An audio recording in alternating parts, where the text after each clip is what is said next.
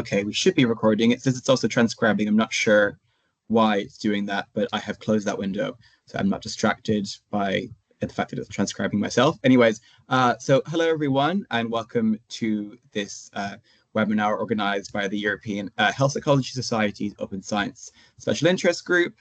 So the topic of our webinar today, we'll be talking about the transparency and openness promotion guidelines and their application within health ecology journals.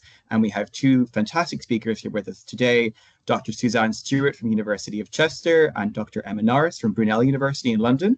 So just to give you a little bit of an overview of our speakers here today. So Dr. Suzanne Stewart is an Associate Professor of Psychological Science at the University of Chester.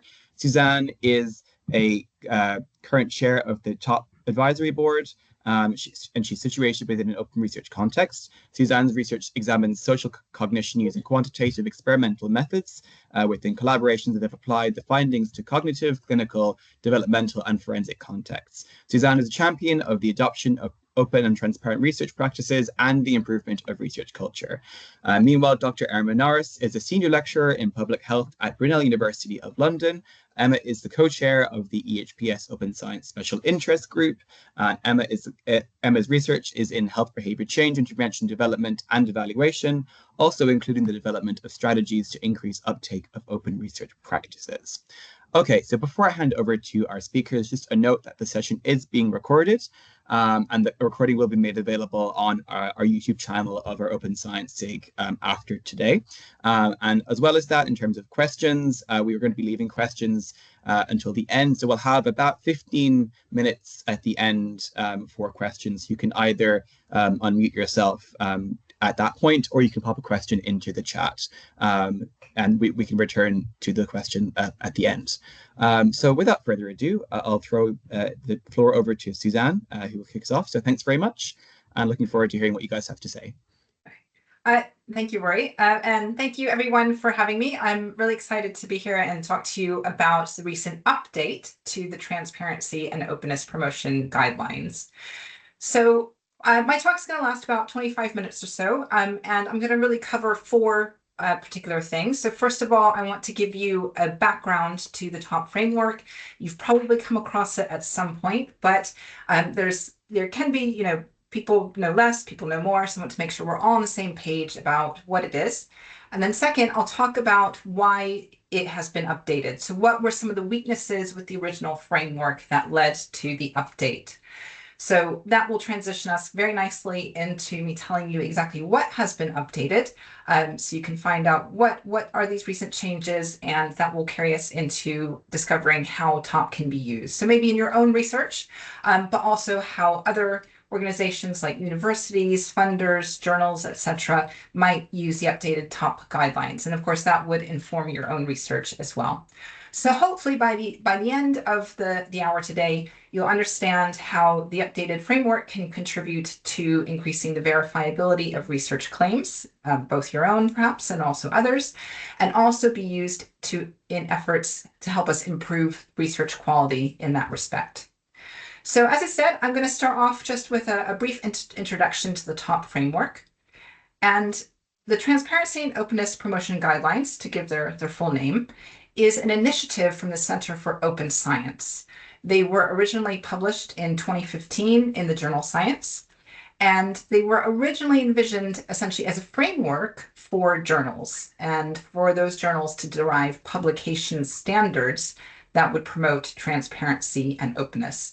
So those are really the underlying values of TOP, in that greater transparency and openness, both in the research process as well as of research products, is really critical for improving both the credibility as well as the development of our global research system. So TOP 2015, to kind of give the original name, the original date for it, is really best described as a modular framework. So it consisted of 8 research practices, and each of those could be implemented at 3 increasing levels of stringency. So that first level, disclosure, simply means the authors needed to say whether that particular research practice occurred. The second level was a requirement. So if they could conduct a practice, they should do so and say that they did. And finally, verification, so that an independent party would verify that that particular practice was done well. So this modular approach and this flexibility was one of the reasons that TOP has been so successful, because it means that an organization like a journal could implement just those practices that were relevant for them, and those practices could be implemented at both appropriate as well as varying levels of stringency. So one practice could be implemented at level 2, perhaps a different one could be implemented at level 3, and maybe a third one not implemented at all, if that was what was appropriate. So that implementation by a journal could take the form of a requirement to authors to implement that practice at that level, or simply encouragement that it should be done. So there was also flexibility built in that a journal could create their own author guidelines about how that particular practice would be implemented. So for example, a journal could specify a particular repository for shared data. So it was really this modular approach, this flexibility, which underlies the success of TOP. Its flexibility, its adaptability really respects the unique nature of research across all research-based disciplines. So I think oftentimes when people think about TOP, this is what comes to mind, this summary table, but really is just a summary table. TOP is really about how it's adopted and put into practice. And to that end, over 5,000 journal and organizational signatories have adopted TOP over the last 10 years. And those signatories have certainly gone well beyond publishers and journals to other organizations like funders, universities, preprint platforms, as well as individual researchers. But of course, the big question is, does TOP work? So there is evidence to suggest that implementing the practices at higher levels of stringency is associated with more transparent and reproducible research. So the way that TOP has been implemented does seem to meet the goal of TOP. However, certainly have been challenges in interpreting and implementing it as well. And I think when we get to Emma's portion of the session, she'll be presenting some evidence that supports the conclusion that journals have sometimes found it difficult to adopt TOP consistently and stringently. Okay, so that was the introduction. So now we're going to talk a little bit more about that side of it. So what are the kind of weaknesses? What has potentially led journals to find it difficult to always implement TOP as intended? So just for context about this, I just want to tell you about the TOP Advisory Board. So the advisory board to the Center for Open Science looks after TOP through the expertise and the networks of its members. Each member serves a 3-year term, with roughly 6 or so new members joining the board each year when other members' terms end. So over the years that TOP has been implemented, many of our peers from all around the world and in various different disciplines have been looking after TOP. So part of the board's role is to monitor how TOP gets implemented, how the community interprets it, how the community uses it, and to receive and consider feedback on TOP. So TOP has always been intended as a living document, and of course, as efforts in improving openness, transparency, reproducibility, and research culture have developed over the last 10 years, then of course TOP should develop and change too. So beginning in 2022, the advisory board began seriously working on an update to the TOP guidelines, taking account of feedback that it had received and discussing what changes should be made. So I'm going to talk about a few key weaknesses of TOP and that have led to the update. So the first weakness is that TOP 2015 lacked an explicit, articulated conceptual framework. And that may have led to questions and differing interpretations about its goal and its scope. So for example, concerns have been raised about how appropriate TOP is for certain methods, both TOP as a whole concept, as well as specific research practices within TOP. In addition, the advisory board received requests from some external stakeholders to consider incorporating practices like open publishing and inclusive science approaches in TOP 2025. So specifically, for example, open peer review and positionality statements, which of course are among aspects of open science, as shown in this UNESCO graphic. So obviously these sorts of practices address many vital goals of the open science movement, but they do fall outside of the primary focus of TOP. But of course, that's perhaps not clear from top 2015. So it became necessary to more clearly define the purpose of top, which is really about outlining practices that can help to increase the verifiability of empirical research claims. So as we'll see, the new top guidelines explicitly articulate that focus on verifiability. And hopefully that helps users understand why some practices are included in top and others aren't, and to also help those users implement the practices that are part of top with the aim of improving verifiability of research claims. But I do want to be really, really clear here. top is one framework with a very specific purpose, and certainly not the be-all end-all of determining what open science is.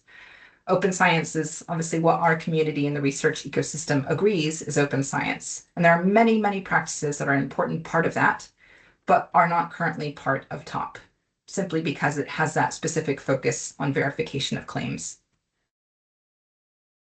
So the second main weakness is that even though top is intended to be a modular framework with discrete research practices, not all of them were really truly discrete. So here is an example of one that is. So study pre-registration at level 2 is a discrete practice. The article needs to state whether the pre-registration exists and allow peer reviewers access to it. So that can be done without any dependencies on other practices. That is in contrast to this example. So data transparency at level 3. In order to meet this practice, because it is about computational reproducibility, then it also required analytic methods, which is a separate research practice, to also be fulfilled at level 3. So data transparency and analytic methods transparency, which should have been two independent practices, were dependent on each other at level 3. So they're not truly modular. Another example for you is that there was a separate research practice for replication. Again, this wasn't not always really about a research practice. At level 2, it was specifying a particular study type, and we can certainly have disagreements about whether that constitutes a research practice or not. I think a lot of feedback said it's not. And at level 3, it specified both the study type as well as an article type through registered reports. The third weakness now is more about the 3 stringency levels. These were not consistently applied across all the practices.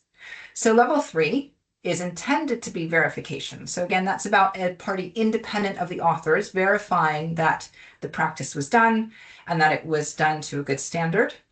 So that did occur at level 3 for the analytic methods or code transparency, but unfortunately, verification was actually specified at level 2 rather than 3 for study pre-registration, because here it says that peer reviewers, so people who are independent of the authors, would need to evaluate that pre-registration.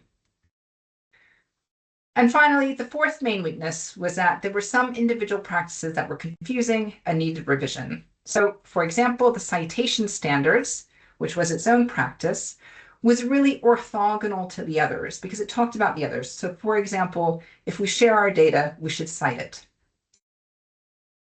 Another one, design and analysis transparency. The name does not really give away what its purpose is. That needed clarification. There's a lot of feedback saying that this was unclear what this was about and needed to be more clearly defined. Study pre-registration and analysis plan pre-registration, which were 2 separate practices. There's a lot of feedback that this required disambiguation about what components make these 2 up and what is the timing, because the pre in pre-registration implies a particular timing, and that doesn't always apply across the many disciplines that top potentially tries to reach. So the weaknesses of inconsistent implementation levels, the interdependencies, have led to some confusion about how to interpret and implement the standards. And some evidence tells us that efforts to classify journal policies according to top 2015 has found poor reliability for several standards, and particularly at the higher levels of implementation. So that clearly indicates that investigators and editors have found top 2015 sometimes difficult to interpret and apply. Okay, so I'm going to talk now about the actual update. So the update now is available as a preprint. I will put the link to that in the chat kind of when I'm done, but you can use a QR code now or at the very end of my slides if you wish to access it sooner. Okay, so as I mentioned, to address first weakness in TOP 2025, we provide an explicit conceptual framework. So this helps us to clarify the primary objective, verifiability of empirical research claims. And it's really articulating this conceptual framework that has led to quite a major restructure of TOP. So TOP 2025 is now structured as 3 distinct categories of standards. And that distinction has helped to resolve the interdependency of standards that we talked about at some of the more stringent levels of implementation in the original version. So I'll talk about each of these categories a little bit more in a moment, but just to give you the kind of preview, research practices are things that result in discrete open research outputs that increase the transparency of empirical research studies. So for example, a shared data set. Those open research practices in turn enable verification practices. And those verification practices are about evaluating the comprehensiveness of reporting and also checking computational reproducibility. So both the open research practices and the verification practices further enable or can be included in verification studies. And it's these study types that offer empirical research designs and publication formats that focus on verifiability. So all 3 of these things, research practices, the verification studies, when fully and appropriately implemented, increase the verifiability of an empirical research claim. So the second main change is now instead of 8 discrete research practices, there are 7, as you can see here. Study registration, protocols, analysis plans, materials, data, code, and reporting transparency. So all of these result in concrete research outputs like shared data or shared reporting checklist. So some individual practices have been revised. So the previous citation standard that I talked about has now been integrated into level 2 for all research practices that recognizes its orthogonal nature. Second, the prior design and analysis transparency standard has now been clarified. It's been relabeled as reporting transparency to clarify the purpose and implementation of the standard with regards to tools like reporting checklists. Third, the previous standards of pre-registration of studies and analysis plans have now been revised into 3 separate practices that align with definitions of study registrations, protocols, and analysis plans. So by taking those 2 and disaggregating them into 3 different practices respects the variable ways those elements are implemented in different fields and study types. So study registration involves entering a time-stamped publicly available record about a study in a register and being assigned a unique and permanent identifier. So we decided through consensus to use the term registration rather than pre-registration because that was felt to be more inclusive and respectful of the varying conventions around timing of that event in different disciplines and study types. Study protocols and analysis plans provide more comprehensive information about the plan methods and analyses. They could be in the same document, they could be different documents, they could be shared as preprints or journal articles, or potentially included prospectively with a study registration, kind of all as one. So the third main change to address another weakness was that TOP now has fully consistent increasing stringency levels for implementation. So level 1 is disclose, level 2 is share and cite, and level 3 is certify. So for level 1, which is disclose, authors must simply say whether the research output is shared and its location, if so. For level 2, the research output must be shared and formally cited to the extent that's applicable and ethical for that study. And for level 3, which is certify, a party independent from the authors must certify that the research practice was shared according to best practice. So an organization like a journal can now create tailored policies by study type according to current best practice. So for example, a journal would require certification that clinical trials specifically must be registered and their study protocols and analysis plans shared according to best practice. But perhaps for other study types, they may have different levels of implementation required or encouraged. The fourth main change, then, is that in addition to the individual research practices, Top 2025 recognizes two verification practices. So these are results transparency and computational reproducibility. And by separating these out, this recognizes that actually these two are things that are enabled by a combination of two or more of the 7 open research practices when they are implemented at level 3.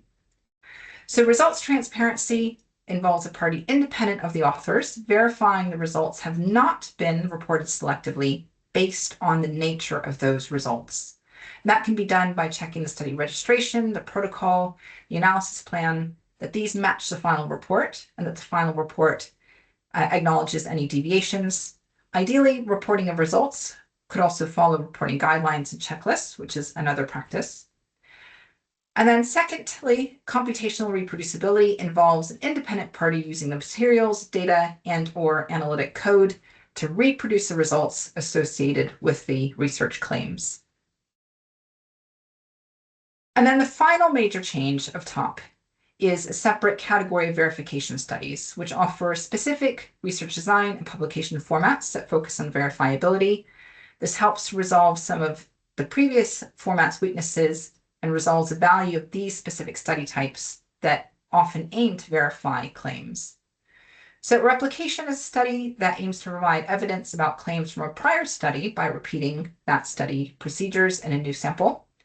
A registered report is a publication format in which the protocol and analysis plan are peer-reviewed and the study is pre-accepted by the publication outlet before the research is undertaken. But 2 additional verification studies have gained prominence since 2015. The first of these is the multiverse studies, which test a research question of interest across different analytic data sets that arise from different reasonable choices for processing and analyzing the same data. And many analyst studies involve independent analysis teams conducting plausible alternative analyses of a research question on the same data set. So as you'll see in the preprint, there is a new summary table for these practices. So this is the 7 research practices, and then the part of the table for verification practices and verification studies. And the advisory board is currently working on developing some implementation guidance to help researchers and other stakeholders in the research ecosystem understand more about how all of this can be implemented. So I'm just going to finish off with a brief section about how TOP might be used by various stakeholders in the research ecosystem, including by individual researchers. So first of all, it's probably most important to understand how journals may adopt 2025 going forward. Many already adopt 2015, and as we know, it's very important to plan for open practices from the beginning of our research workflows.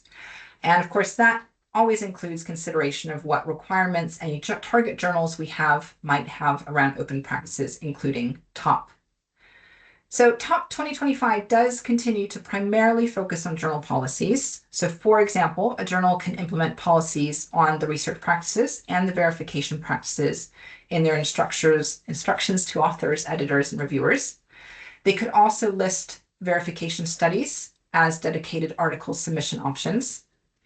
And absent from TOP 2015, we'd encourage journals to consider how journal policies are implemented both in their submission systems and article production. So of course that would require the support of their publishers, but they could incorporate disclosures about research and verification practices into their manuscript submission systems and article templates. And for those journals that implement standards at higher levels, the research and verification practices could also be integrated into editorial standards and procedures. That said, with the revision of standards to be really more author or study-centric, TOP 2025 could also be very useful to other organizations in the scholarly community. So for example, funders could use TOP to inform grant requirements on research and verification practices for applicable study designs. It could also create dedicated funding for verification studies of existing empirical research. Preprint servers can implement policies and procedures on research and verification practices, very similarly to journals. And organizations that curate research evidence, like clearinghouses of evidence-based interventions, could use TOP to update the criteria by which they classify and assess empirical research claims. So it's really this type of coordinated implementation of TOP across these various stakeholders that would be much more likely to facilitate a global research enterprise that is really transparent and reproducible by design. But of course, in addition to knowing how organizations like journals and funders might use TOP, there are also ways that researchers can implement TOP as appropriate for them in their research workflows. And so these are just some examples of what that individual implementation might look like. So with the research practices, we could strive to set goals for ourselves, for example, achieving TOP level 2 or higher, wherever applicable for our projects. We can also attempt to publish in outlets that offer certification services to help us achieve TOP level 3. For the verification practice, we can take advantage of services that might be offered by journals or funders or potential universities to check things like computational reproducibility. And if we are able to do those things ourselves, we can offer our services to our peers to help verify others' work. And then with the verification studies, we can make goals to incorporate those study types more regularly into our research program and contribute to big team science efforts where global studies often undertake these types of verification studies as part of their work. So thank you very much for listening. I hope that was helpful to you. TOP is a living document, and the advisory board very much always welcomes feedback. So please feel free to get in touch with me or any member of the advisory board. We're all listed on the Center for Open Science website. And as I said, we're currently working on that implementation guidance. So feedback that we can use to feed into those guides would be very, very much appreciated. So I also just want to mention one last thing, which is that one of the best ways to influence TOP as well as implementation is to be part of the advisory board. And we currently have a call open for new members whose terms would start in 2026. So if you or someone you know might be interested in applying, you can find the call on the Center for Open Science website, or please feel free to email me and I can send it over to you. So thank you very much again, and I will hand over to Emma now.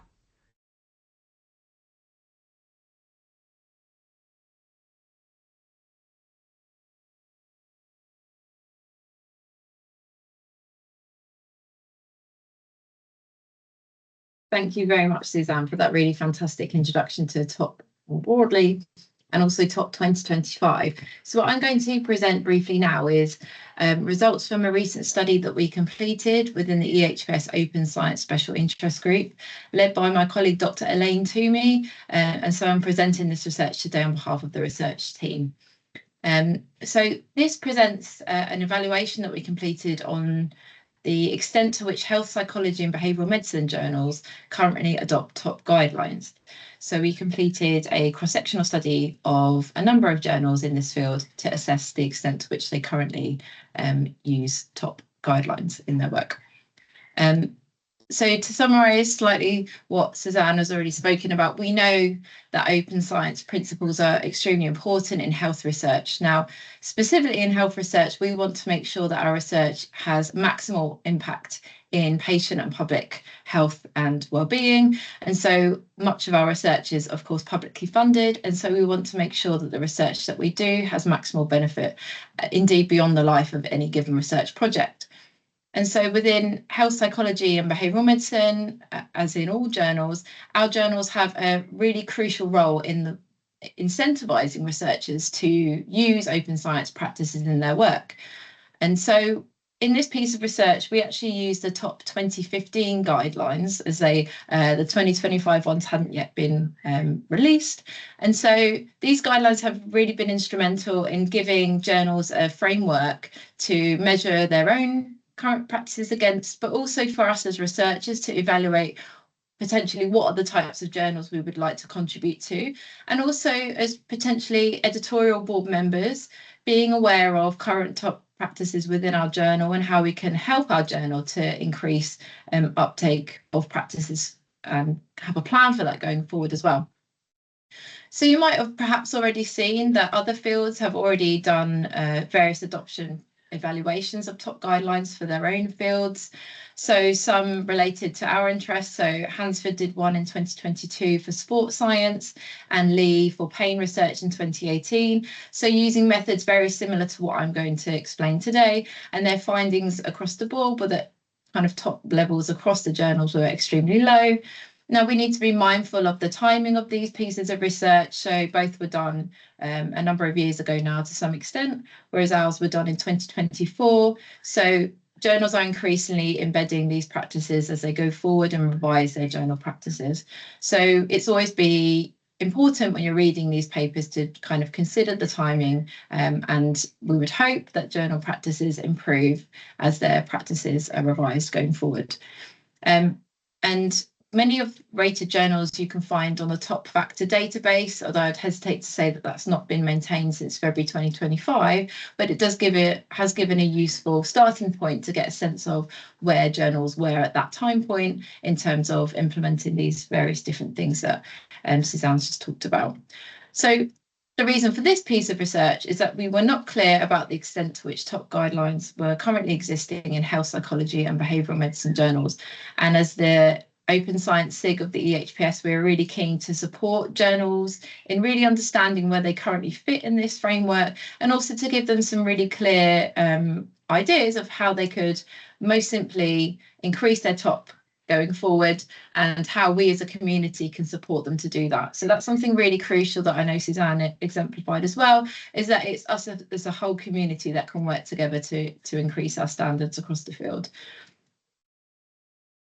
So I will also post a preprint in the chat after my presentation, but just to let you know that this will be published any day now in Health Psychology Review, so you'll be able to read this in a lot more detail. So just to give a summary of the methods that we use. So as we've mentioned before, this is slightly modelled on previous research that have done other evaluations of top in different disciplines.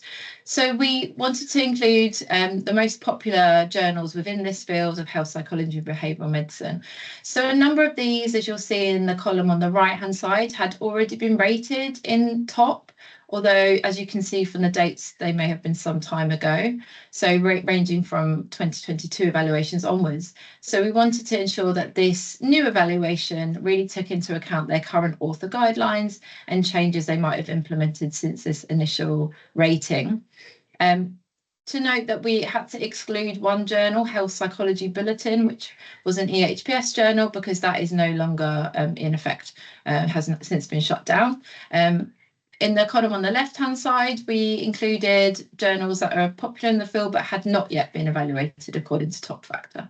So in total, we looked at 19 different journal policies, and we looked at things such as the author guidance, where there were instances where author guidelines were not clear about specific topics. We looked at publisher guidelines to see if there was any insight there into how they'd been operating. But for the most part, the author guidelines had the information that we needed. So how did we do this evaluation? We did much of this work during an in-person hackathon event that we ran at EHPS 2024, so in beginning of September last year. So we had 2 raters evaluate each journal, and we were randomly allocated to the various different 19 journals that we were looking at. We had a really extensive training program before we actually conducted the official raters, which was facilitated really well by Dr. Elaine Toomey, who's actually a member of the advisory board from top as well, that Suzanne just mentioned. So we were really familiar with the tool beforehand, which enabled our ratings to be a lot more grounded in the training that was provided. And we looked at policy documents from the included journals, and also publishing policies where the journal policies did not exist or were not clear. So as I mentioned, we did use top 2015 rather than 2025, just as this research was conducted towards the end of last year. So the standard does look slightly different, and the levels are slightly different to some extent as well.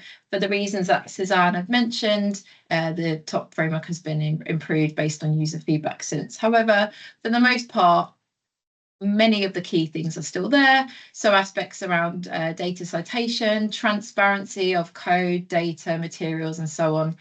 Reporting guidelines, which I find is really quite common, as we'll go on to see within health research. So things like consult guidelines, for example, TIDIA guidelines provided by the Equator Network, for example, study pre-registration, analysis plan pre-registration, replication studies, publication bias, and open science badges. So we were looking at to the extent to which these were captured in the 19 journals that I just mentioned. So something we wanted to draw attention to was how we actually did this evaluation practically.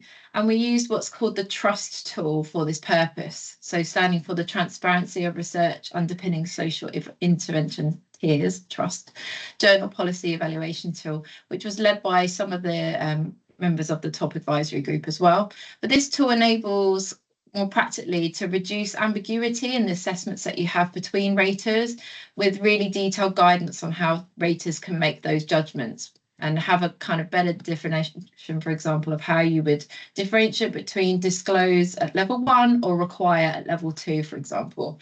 And it gives you basically an algorithm to generate top scores. So we embedded that within a Google Forms survey, and all of us completed our evaluations as part of this survey within the hackathon event. And we then had face-to-face meetings for discrepancies to come up with a solution, with a third rater involved if there were still discrepancies after that. And we believe that this is the first use of this tool outside of the development team, and we found it really very useful to help guide us with making judgments as best as we could. I will come to the end with issues we had with the assessment process, which I think to some extent will have been tackled by Top 2025. It is a very tricky process making these evaluations, but the fact that we have multiple coders and really extensive training was really useful to limit those ambiguities. So a brief note just on the statistical analysis that was done as part of this project.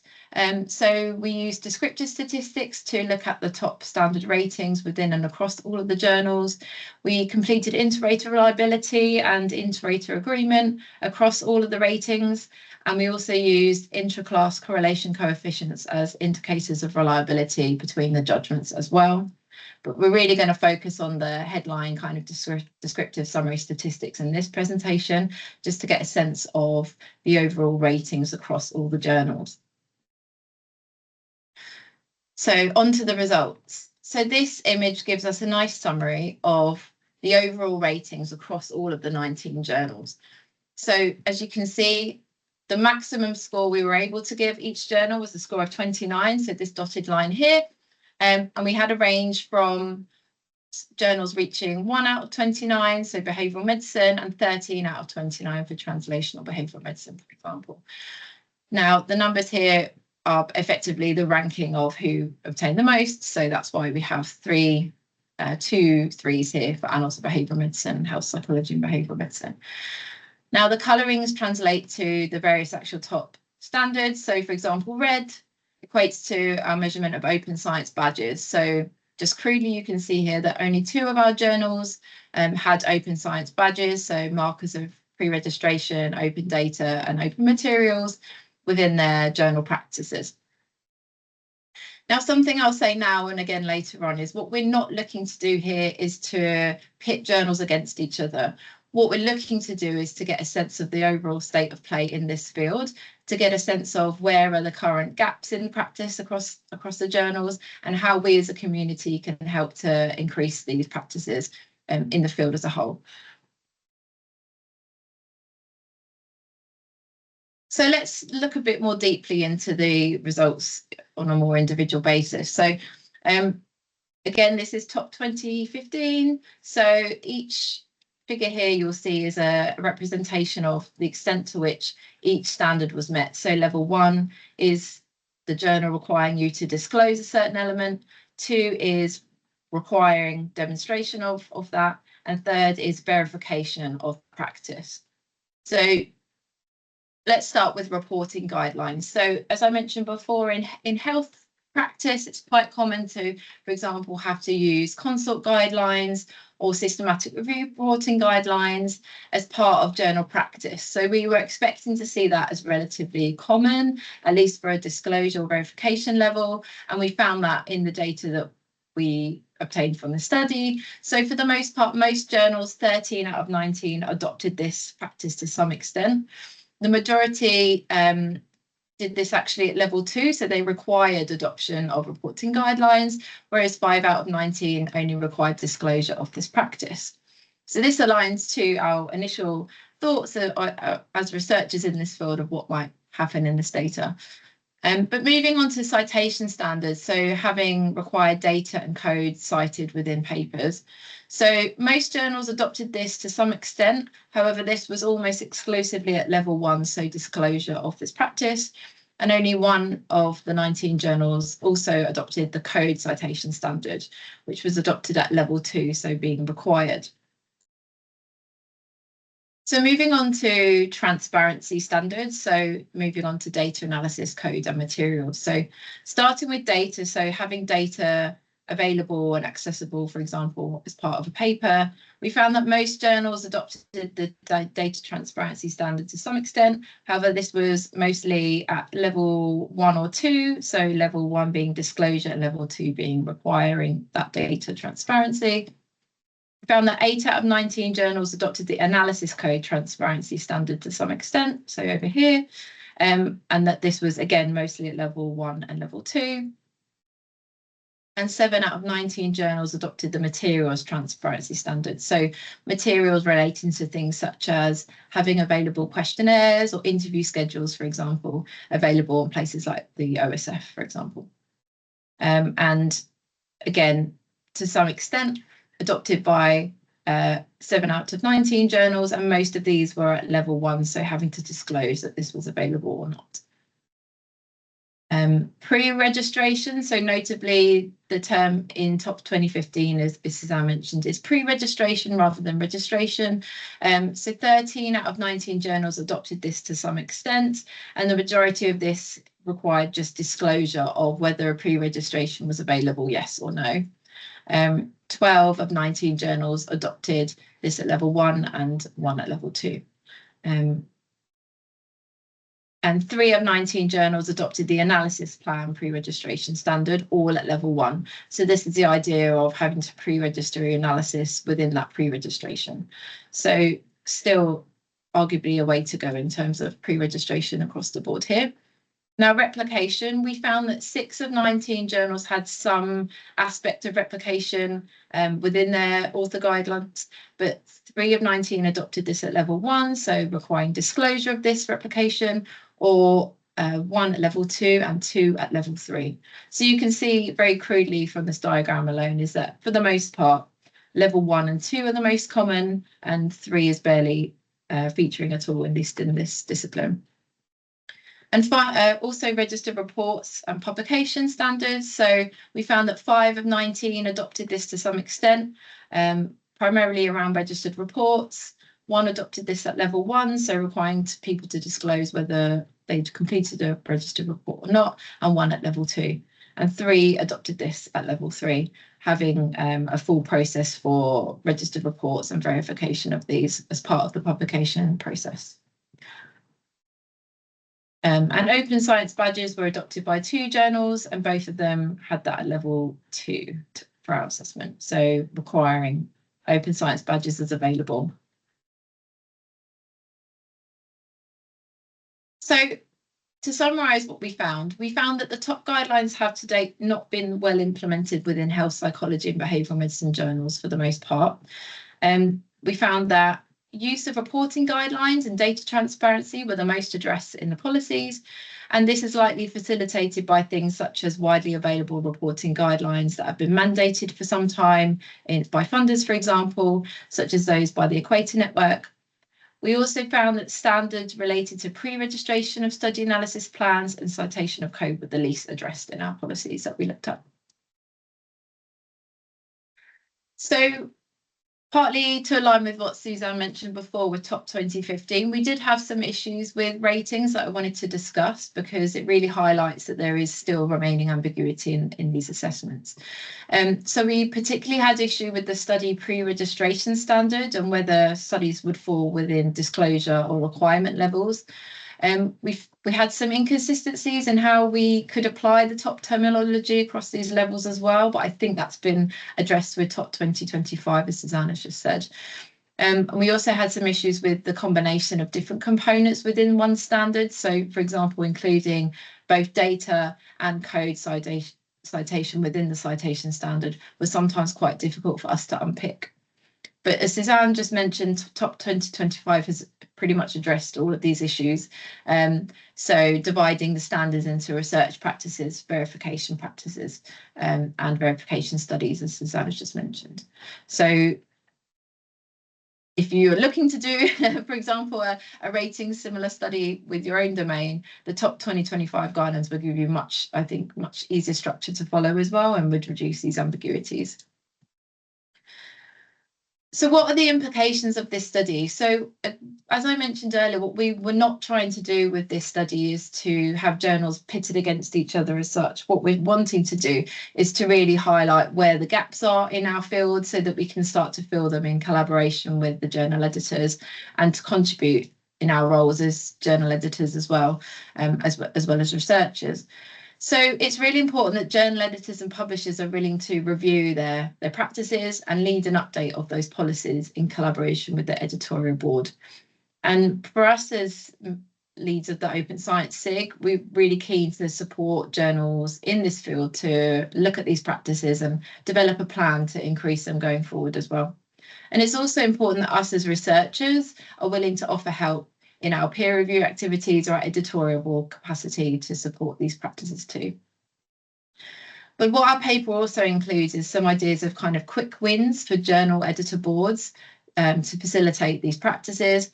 So we found it often quite unclear in author guidelines what level of assessment to make. So it's really important that author guidelines are as clear and transparent as possible about what their policies are in these practices. To have it in black and white is really useful because we all know that author guidance is the first place we go to when we're going to submit to a journal. And also to ensure that your journal policies align as much as possible with publishers' policies. However, if a journal wants to go above and beyond publishers' policies, then that's also really commendable as well, but requires a bigger conversation around the reasons for those publishers' current policies as well. And really the end point is that we all need to work collaboratively with all research stakeholders, including funders and research communities, to make sure that we have greater awareness of research practices like this and that we can facilitate them within our journal policies going forward. So this was a big team effort. So just to mention the full authorship team, apologies for the photo. Why half of us have our eyes closed, I don't know. We've obviously been very busy thinking about our ratings of the journal policies. So to thank Elaine Toomey, who really led this project fantastically, Rory Coyne, Christina Dirksen, Sean P. Grant, Christopher M. Jones, Marta Kijowska, Ilona McNeil, Felix Norton, Aoife O'Mahony, and myself as part of that team too. Penultimate slide, European Health Psychology Society's Open Science Special Interest Group, led by myself and Elaine. We've been operating since 2019, and so we're really passionate about promoting open research across health psychology, including sessions like the webinar today. So please do follow us on Blue Sky and the link there. We're also running a registered reports and data notes special issue within health psychology and behavioural medicine to mark the launch of registered reports in that journal. So if you're interested in trying a registered report, please do consider that journal as an outlet for that piece of work. And a final call, I think Rory has just flagged this actually in the chat as well, a call to our new study. We're currently completing a registered report on open science behaviours among health psychology researchers. So if you'd identify as a health psychology researcher, we'd love to hear a bit more about your awareness and use of open science practices in your work. And this is led by Rory Coyne, who's hosting this webinar kindly today. So I'll stop there and I'll just leave with a link to the preprint and post it in the chat shortly now. Thanks very much for listening and look forward to your questions now. Thank you very much, Emma and Suzanne, two fantastic presentations. Do we have any questions? If people either want to unmute themselves or pop a question into the chat. We have about 10 minutes, so plenty of time. Yeah, go ahead, Dan. Hi, everybody. Thank you so much, Suzanne, Emma, and thanks for hosting, Rory. So my question is about the verification step and the processes. And I guess as I was listening to the talk, I was wondering who would be responsible for doing that verification, identifying this independent person, and then how would we get these independent people to do these verifications? And if you had any thoughts about this already, I assume you probably do. Thanks. Yeah, thanks for that. It's a very good question, a very thorny question as well. And I think it's one that honestly isn't easily answered, because something like verification and certification is resource intensive. It does require someone outside of the authors to be offering their time, and that may well be time on a volunteer basis. So I think that it's something that will need to be resolved going forward, and hopefully the community kind of recognizes really that is the ideal way to kind of increase the verifiability of claims. Some journals do offer this, but of course many don't. It very much depends on the area, the type of practice, what discipline it is. There are also some universities who have in-house kind of certification services, particularly for things like computational reproducibility, where then they can offer a kind of reproducibility certificate, that could be uploaded with a manuscript, for example, so that you can demonstrate that it has already been independently verified. But again, those sorts of things, it very much depends on resources available and exactly which practice it's about.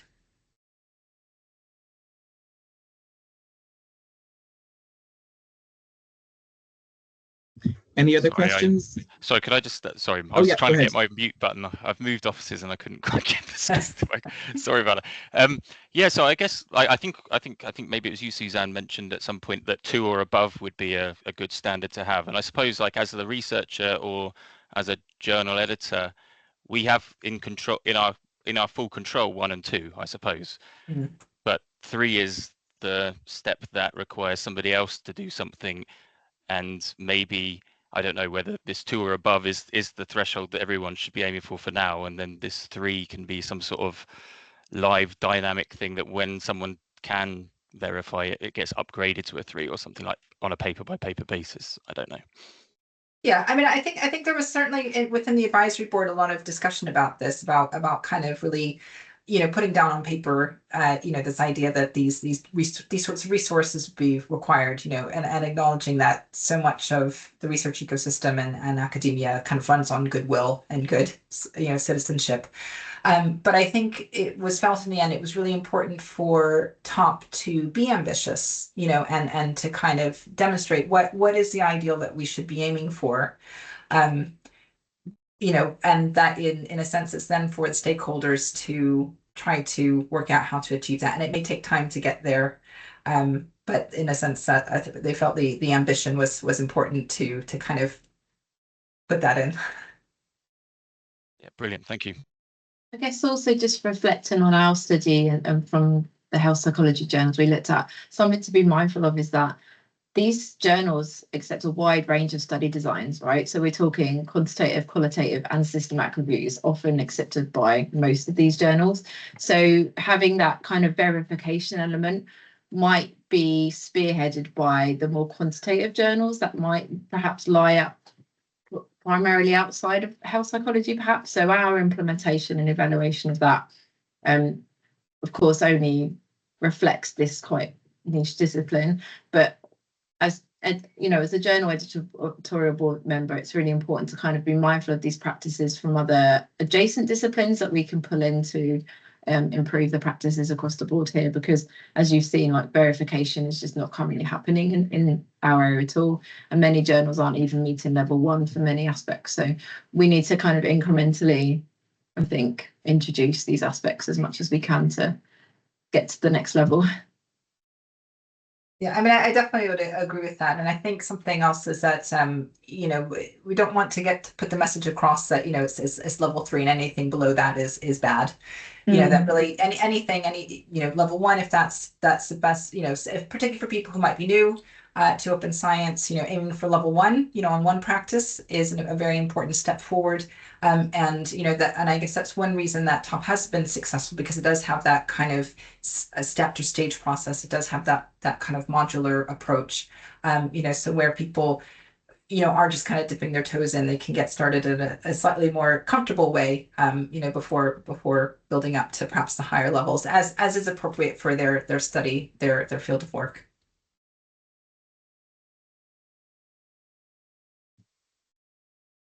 Any other questions, either in the chat or if people would like to unmute themselves?